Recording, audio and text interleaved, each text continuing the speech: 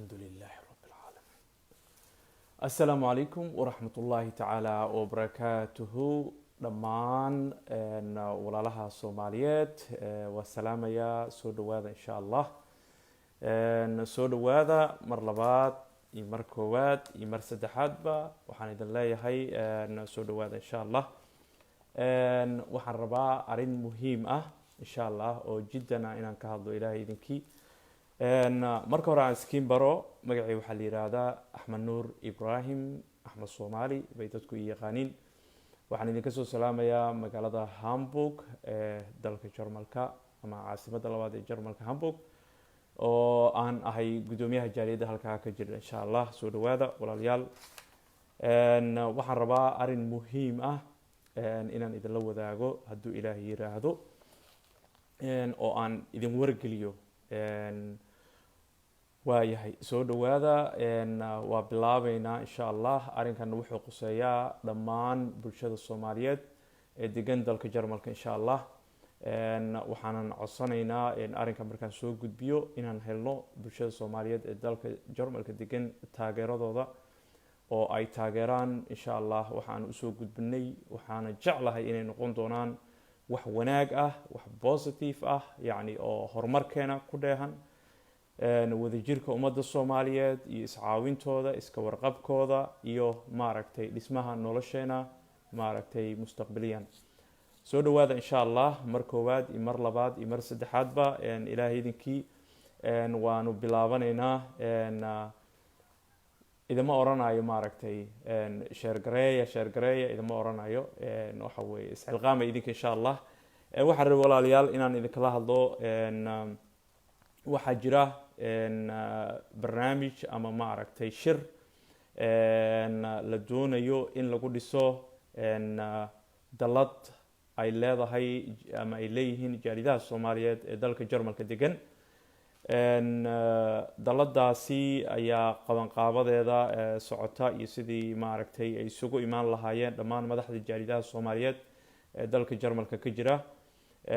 anigu waxaan xubin ka ahay guddiga qabanqaabada shirkaasi jaaliyadaha ama dalada jaaliyadaha ay ku midaysan yihiin lagu dhisayo. horta waa li maqlaan jeclahay codku waa fasiix soo maaha waaya.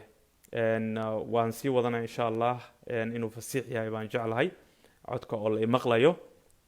marka walaalayaal arrinkaasaan rabay inaan wax idinka taabto si aad ula socotaan oo maaragtay taageeradiinana loo helo. hadduu Ilaahay yiraahdo waxaan hiigsanaynaa horumar iyo mustaqbal fog. si aad la socotaanba dhibaatooyinkeena Soomaalidana Jarmalka ku haysta ama way soo noqonayaan kuwa annaga isu geysanayno ama kuwa maaragtay naloo geysanayo. dhammaan madaxda jaalidaha Soomaaliyeed ee ku dhaqan Jarmalka waxay runtii ay yeesheen kulamadaasi oo ay ku yeesheen teleconference iyo Zoom iyo WhatsApp. xiriiro kala duwanna waa la sameeyey. kadib madaxda jaalidaha Jarmalka oo tiradooda qiyaastooda ku dhawaad 25 gaaraysa waxay soo jeediyeen ka doodis dheer arrimaha Soomaalida kadib in la sameeyo daladaasoo midaynaysa dhammaan jaaliyadaha si loo helo maaragtay meel laga duulo ama maaragtay meel lagu hirto. kadib daladaasi in la sameeyo ayaa lagu ballamay shirar isxigay oo dhanka qadadka teleconferencega Zoomka ama WhatsAppka aan dhammaan jaaliyadaha badankooda aan ku yeelanay. inta naga maqanna waxa weeye insha Allah iyaguna kulli akhbaartu waa gaartay. marka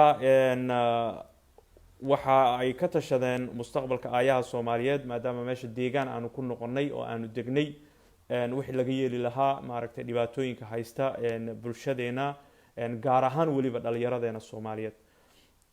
haddaba madaxda jaalidaha waxa ay casuumayaan oo ay u yeerayaan jaalidaha kale aanu shirka qayb ka ahayn. waxaana sidoo kale lagu ballamay maaragtay in la iskaashado oo wadajir wax loo qabto. sidaad la socotaanba muddooyinkii ugu dambeeyey waxaa soo kordhay dhibaatooyinka loo geysanayo bulshadeena Soomaaliyeed ee Jarmalka degan iyo kuwa iyaga dhexdooda ay isu geysanayaan. sidaa darteed dalad ayaa lagu ballamay in la sameeyo daladaasi oo ay ku midaysan yihiin ama waa difaacaysa xuquuqda ummadda soomaaliyeed ee degan jarmalka. waxaad la socotaan kiisas dhowr ah oo dhalinyarada ku saabsan ama dhibaatooyinka soomaalida dhexdeeda isu geysanayso inuu jarmalka ka dhacay. waxaad la socotaan qaadashada ubadka inay soo kordhay. waxaad la socotaan arrimaha ku saabsan isdhexgal la-aanta soomaalida iyo maaragtay qoomiyadaha kale halkan dhanka horumarka waxbarashada iyo maaragtay dhanka integrationka inay gaabis tahay. waxaad la socotaan in dhalinyaradeenii maaragtay ay xabsiyadii buux dhaafiyeen ayna maaragtay ay adeegsadaan kooxo shabakada oo isku xiran oo dhibaato xoogan runtii ku hay kuwaasoo ugu dambeyntii maandooriye iyo waxyaabo kala duwan u adeegsada dhalinyaradana mustaqbalkooda xabsiga noqdo kuwa ku aruura. iyadoona inta badan dhalinyaradu ay yihiin dhalinyaro da-yar ah oo maaragtay ehel iyo qaraabay cid la talis aanu u joogin. sidaa darteed waxaa la go-aamiyey in maaragtay la helo meel lagu midaysan yahay si arrimaha dhibaatooyinkaas oo idil wax looga qabto. waxaana maaragtay maalinta sabtida ee soo socota taariikhdu ay ku beegan tahay 8 bisha 8aad uu shir arrimahan soomaalida ku saabsan oo jaariduhu ay uga hadlayaan uu ka dhici doonaa. daladana lagu sameyn doono insha allah magaalada Dortmund ee gobolka North Rhine-Westphalen. waxaana rajaynaynaa in shirkaasi uu noqdo mid miro dhal ah oo maaragtay ka soo baxa wax anfaca ummadda soomaaliyeed idilkeed insha allah. waxaana sidoo kale maaragtay aanu ka codsanaynaa jaaliyadaha soomaaliyeed maaragtay aanu qeybta ka ahayn shirkii ama waa shirarkii isxigay muddo 2 bilood ee hadda lasoo dhaafay ba socday dhanka teleconferencega ama maaragtay zoomka ama whatsappka lagu yeelanayay inay iyaguna ay kasoo qeyb galaan insha allah shirkan oo dhici doona insha allah 8 bisha 8aad oo sabtidan soo socota ku beegan. wuxuuna ka dhacayaa magaalada Dortmund saan idin sheegay. adresskii faahfaahintana halka qoraalkan kusoo qori doona insha allah. marka dhammaan waxa waaye jaaliduhu halkaas way ku casuuman yihiin. waxaan rajaynaynaa inay kasoo baxaan wax muhiim u ah ummadda soomaaliyeed ee maaragtay jarmalka ku nool ilaahay idinkii iyo midnimo. waxaana runtii aan u mahad celinaynaa jaaliyadda soomaaliyeed ee Dortmund iyo maaragtay guddoomiyahooda cali cabdiraxmaan oo runtii iyagu isu taagay martigelinta shirkan ay yeelan doonaan jaaliyadaha kaasoo lagu dhisi doono dalad guud oo ay ku midaysan yihiin dhammaan jaalidaha soomaaliyeed ee jarmalka ka jira gobolada iyo magaalooyinka 16 gobol ee jarmalka. kadibna maaragtay halkaa laga ambaqaadi doono haddii dhibaato timaado inaan helno meel maaragtay sare oo maaragtay oo dad aqoon leh oo xirfadooda aad ay u sareyso aqoontooda aad u sareyso maaragtay wadankan waxyaabo badan oo dhanka maaragtay kasoo qabtay xagga waxbarasho iyo xagga shaqaba leevelo sare taagan baan ilaahay idinkii aan dooran doonaa oo aan u dhiiban doonaa hawshan iyada inay noo dhaqaajiyaan. daladaasi haddii ay dhaqaaqdo dhammaanteen waxaan isku raacnay oo si wadajira looga shaqeeyo in ummadda soomaaliyeed ay heli karto meel ay ku hirato oo ay dhibaatooyinka ay uga gabato. tusaale ahaan hadda waad ogtihiin jaaliyadaheena waxa weeye magaalooyinkay ka jiraan goboladay ka jiraan laakiin haddana connection ma haysano. waxa weeye jaaliyad walba iyo dad walba meesha ay joogaan iskooda ay isu maamulayaan iskooda ayay wixii ay qabsan karaan qabsanayaan laakiin midnimo ma jirto. tani waxay noqonaysaa daladani mid midnimo insha allah ah oo dadku midaysa ilaahay idinkii. haddaba anagoo ah guddiga qamaqaabada shirka jaaliyadaha soomaaliyeed anigoo ah afhayeen afkooda ku hadlaya guddiga qamaqaabada waxaa inta uu shirka uu socday oo teleconferencega ama maaragtay whatsappka ama zoomka lagu yeelanayay walaalihii ama jaalidihii 25 ku dhawaad gaar ee kasoo qeyb galay ay ku sababeeyeen sababta loogu baahan yahay in la aas-aaso dalad ama la sameeyo kow in daladu maaragtay ay matalayso bulshada soomaaliyeed ee ku nool jarmalka waxayna baadi goobaysaa xuquuqaha faraha badan ee ka maqan bulshada soomaaliyeed ee ku dhaqan dalka jarmalka iyadoo kaashanaysa si dhowna ula shaqeynaysa jaalidaha ka jira magaalooyinka gobolada dalkan. daladu waxay ka shaqeynaysaa horumarinta bulshadeena dhanka isdhexgalka horumarinta dhaqan dhaqaale ee bulshadeena horumarinta ka faa'iideysiga fursadaha aanu haysano sida waxbarashada, suuqa shaqada iyo isku xirka dhanka xirfadaha iyo isku xirka qoomiyadaha iyo qoomiyadda Soomaalida iyo qoomiyaddan aan martida u nahay ee Jarmalka iyo qoomiyadaha kaleba ee nala degan dalkan, mideynta iyo kor u qaadista sumcadda ummadda Soomaaliyeed. sidoo kale dalada waxa ay maaragtay mas-uuliyad ka saarnaan doona caawinta iyo wax u qabashada bulshada Soomaaliyeed maaragtay tabanaysa dhibaatooyinka xuquuq la'aaneed ama xuquuq ay tabayso inay kaga maqan tahay dowladda Jarmalka ilaahay idinkii iyadoo kaashanaysa maaragtay jaalidaha Soomaaliyeed ee ku midaysan daladu waxay noqon doontaa insha Allah astaan u taagan qoomiyadaha Soomaaliyeed aan iraahdo qoomiyadda Soomaaliyeed ee degan dalkan Jarmalka, waxaana ay abuuri doontaa ilaahay idinkii isku xirka bulshadeena iyo sidoo kale fursado ay ka faa'iidi doonaan dhammaan jaalidaha Soomaaliyeed iyo bulshada ay matalaanba ee xubnaha ka maaragtay dalada xubnaha ka noqon doona insha Allah.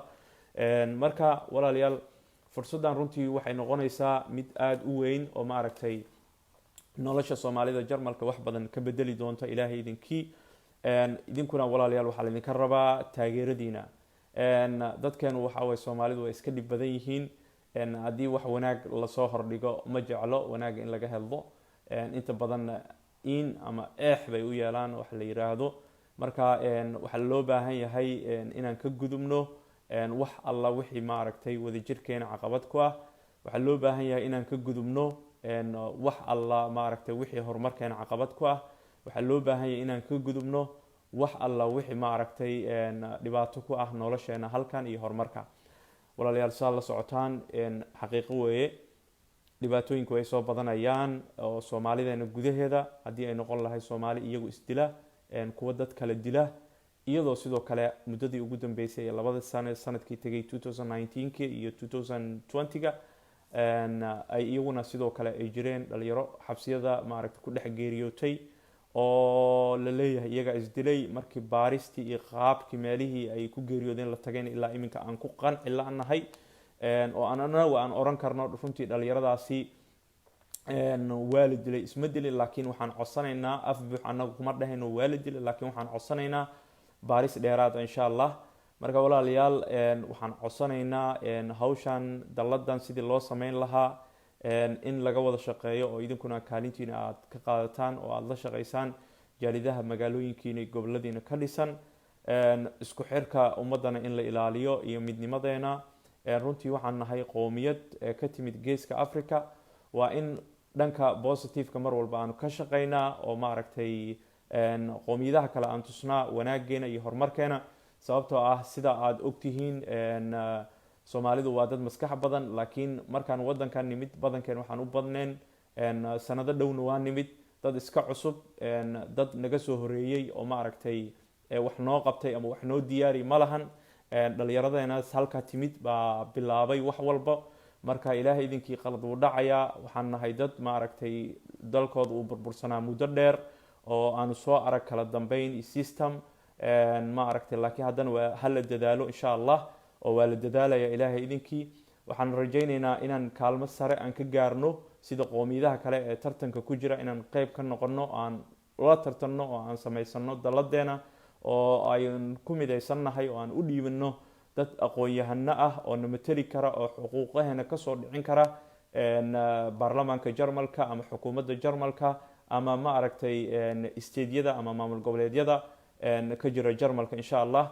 marka walaalayaal waxaa loo baahan yahay wada shaqeyn iyo midnimo.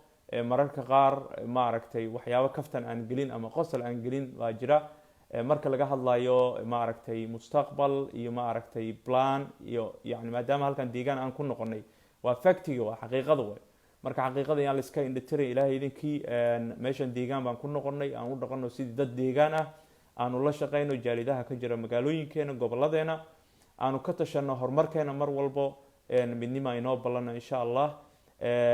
maalintaasi 8 bisha 8 shirka ee Dortmund ka dhici doona insha Allah saan idin sheegay, wuxuuna bilaaban doonaa 12 duhurnimo oo maalin sabti ah, sabtidan soo socota, wuxuuna dhamaan doonaa ilaahay idinkii 6 fiidnimo ama aqsin uba insha Allah.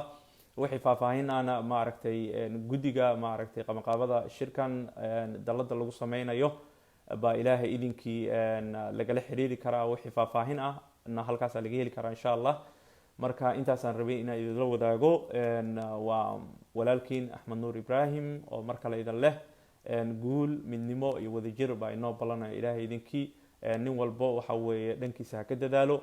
mustaqbalka waxaan hiigsanaynaa inaan meelo sare aan gaarno oo noloshan Jarmalka ee aanu ku noolnahay ay noqoto mid maaragtay dhisan oo top ah, oo maanta aanu ka gudubno dhibaatooyinka yaryar ee aan ka cabanayno. mar walba meelihii ama warbaahintii lagu soo daabacayo Soomaalida saana markaa google garayso Soomaalida Jarmalka xumaan baa ku soo baxaysa. marka waxaan isku dayaynaa oo ujeedada loo aas-aasay daladana ay tahay sidii xumaantaasi loo dhaqi lahaa, wanaag maaragtay loo sameyn lahaa, iyo sidoo kale in la helo goob maaragtay marka warbaahinta ay wax naga qoraan oo xumaan ah press release ama war-saxaafadeed aan sameyn karno oo aan ka biyadiidi karno oo maaragtay jawaab aan ka bixin karno. saad la socotaan dowladda Jarmalka waxay leedahay meel Soomaalida ay kala soo xiriirto iyo cid ay wax ka weydiiso. iminka waxaa la heli doonaa meel Soomaalida wax laga soo weydiiyo. tusaale ahaan anigu Hamburgan joogaa, waxaa laga yaabaa maaragtay walaalaha kale iyaguna jooga gobolada ama magaalooyinka kale Jarmalka inay nala mid yihiin. maaragtay dhib ka dhacday tusaale ahaan anoo Hamburg jooga München ama ka dhacday Bremen baa ii dhow Bremen tusaale ahaan, wax aan ka geysan karo waa wax yar, sababtoo ah waa xadidnahay. jaaliyadeedii waxay ku kooban tahay gobolka aan ka jiro ama magaalada aan ka jiro.